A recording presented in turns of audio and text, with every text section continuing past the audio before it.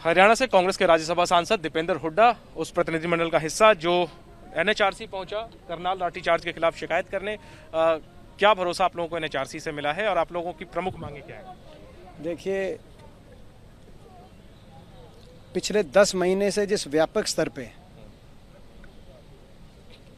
मानव अधिकारों का उल्लंघन किया जा रहा है हरियाणा के अंदर, किसानों पर लगातार लाठीचार्ज कर लगातार आंसू गैस के गोले छोड़कर, लगातार वाटर कैनन की बारिश कराकर, लगातार झूठे मुकदमे, यहाँ तक कि देशद्रोह के मुकदमे किसानों पर लगवाकर, वो शायद स्वतंत्र भारत के इतिहास में पहला उदाहरण होगा, जिसका सबसे ज्वलंत और सबसे लेटेस्ट एग्जाम्पल करनाल के अंदर है, जहाँ 15 किलोमीटर दूर बैठे थे, शांतिपूर्ण तरीके से धरने में बैठे थे मुख्यमंत्री जी के कार्यक्रम के 15 किलोमीटर दूर, मगर वहाँ भी इस प्रकार से बल प्रयोग किया गया और बल प्रयोग से पहले इस प्रकार की भाषा बोली गई अधिकारी द्वारा कि सर फूटने चाहिए।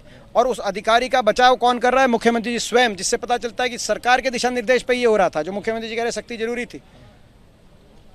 इस तरह की भाषा, इस तरह की कार्रवाई योजनाबद्ध तरीके से सरकार किसान को उकसाने का प्रयास कर रही है। किसान भी प्रशंसा का पात्र है, लेकिन इस सब के बावजूद किसान शांतिपूर्ण तरीके से और संयम के साथ बैठा है। और मैं अपील भी करता हूं किसानों से कि इसी रास्ते पे रहना है। एनएचआरसी से क्या मांग की है कांग्रेस के डेलीगेशन ने? हमने मांग करी है कि सरकार के खिलाफ कार्रवाई हो, उन अफसरों के खिलाफ कार्रवाई हो, उन अफसरों को जो है बर्खास्त किया जाए, उन पे मुकदमे बनाए जाएं, और साथ के साथ जो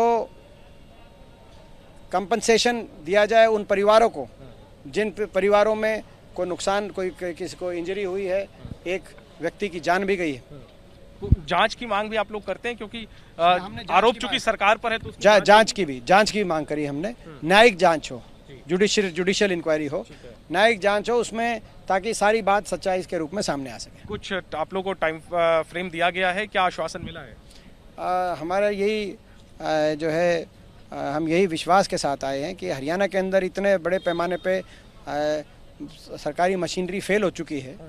एनएचआरसी ने क्या भरोसा दिया आप लोगों को? एनएचआरसी ने कहा कि इन मामलों को गंभीरता से दिखवाएंगे, तो हम उम्मीद करेंगे कि न्याय मिले।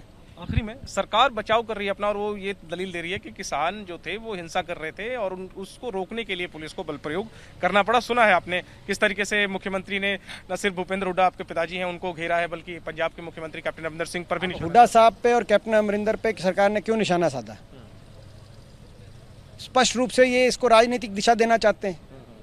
किसान की बात की, किसान का आंदोलन है, हम लोग इसके आंदोलन के समर्थन में हो सकते हैं, मगर सबको पता है इस आंदोलन का नेतृत्व किसान संगठन कर रहे हैं, संयुक्त किसान मोर्चा कर रहा है।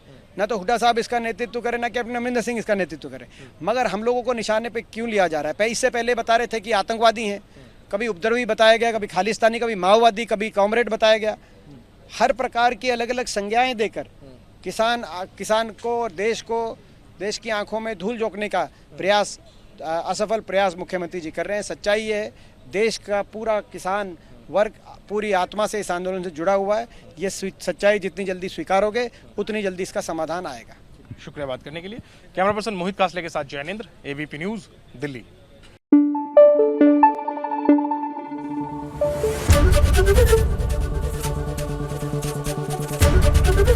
एबीपी न्यूज आपको रखे आगे।